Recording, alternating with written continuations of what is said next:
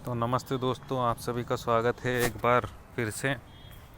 तो दोस्तों, आज का टॉपिक है कि जितना ज़्यादा आप रुक सकते हो, जितने ज़्यादा दिन आप रुक पाओगे उतना ही आपके लिए सही रहेगा। मतलब कि जितना ज़्यादा आप गैप दे पाओगे उतना ही आपका कंट्रोल और बढ़ेगा। तो अगर आपका कंट्रोल बीच बीच में छूट जाता है, कोई गलती हो जाती है, मान लो आपने 1 महीने तक का टारगेट किया, पूरा टारगेट कर लिया, लेकिन लास्ट में आके थोड़ी बहुत गलती हो गई, एक दो बड़ी बेट लग गई, और जिस कारण से हो सकता है या तो पूरा बैलेंस ही ज़ीरो हो गया होगा।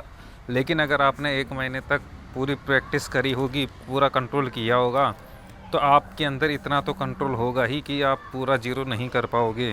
हो सकता है आप 5,000 होंगे तो आपके 2,000 लग जाएंगे, या हो सकता है 1,000 लग जाएं।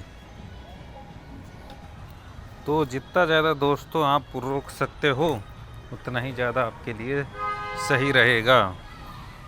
तो रोक के आप खेलोगे तो कंट्रोल आपका बढ़ेगा, और फिर जैसे ही आप 10-15 दिन का गैप दे दोगे, दोबारा से आप जहाँ थे वहाँ से वापस आप स्टार्ट कर सकते हो, अपने टारगेट की ओर बढ़ सकते हो। तो आ जाते हैं दोस्तों आज की कहानी पे। मूर्ख सारस। सारस का एक झुंड झील के किनारे एक पेड़ पर रहता था। उसी पेड़ की कोटर में एक सांप रहता था। जब भी कोई सारस अंडे देता, सांप उसे खा जाता था। एक दिन एक केकड़े ने एक सारस को रोते हुए देखा और उससे पूछा, तुम रो क्यों रहे हो? सारस ने केकड़े को सांप के बारे में बताया। केकड़े ने एक युक्ति सोची जिससे उसे सभी सारसों से छुटकारा मिल सकता था। उसने सारस से कहा, मैं बताता हूँ, तुम क्या करो। बहुत सारी मछलियों को एक रास्ते पर फैला दो। नेवले के बिल से सीधा सांप की कोटर तक जाना जाता हो।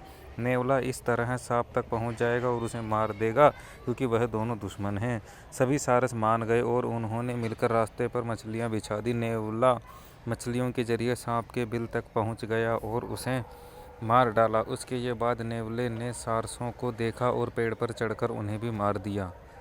तो नैतिक शिक्षा मिलती है दोस्तों, कुछ भी कार्य करने से पहले उसके फ़ायदे और नुकसान के बारे में अच्छी तरह सोच लेना चाहिए। तो दोस्तों, आज की कहानी बहुत अच्छी है, और इससे हमें ये भी शिक्षा मिलती है कि अगर आप गैम्बलिंग खेलते हो तो आप सोचते तो यही हो कि हम थोड़ा पैसा और जीत लेंगे, लेकिन जीतने के बाद भी हो सकता है हम रुके नहीं, या फिर हो सकता है हम सीधे ही हार जाएं। तो अब जैसे इन्होंने मछलियां बिछाई नेवले के लिए कि वो सांप को मार देगा, लेकिन सांप को तो उसने मारा ही मारा, लेकिन साथ में इनको भी मार दिया।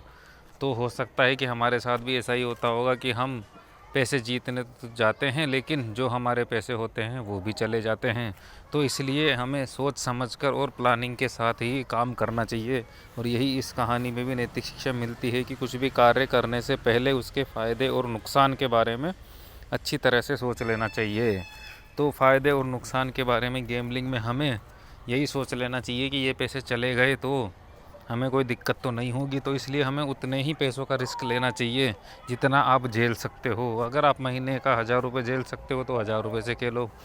अगर आप 10,000 झेल सकते हो तो 10,000 से खेलो। अगर आप 20,000 खेल सकते हो तो 20,000 से आप खेल सकते हो। अगर आप 20,000 का लॉस झेल सकते हो तो इसलिए हमें अपनी लिमिट पता होनी चाहिए दोस्तों। तो आज के लिए इतना ही, मिलते हैं कल अगले वीडियो में।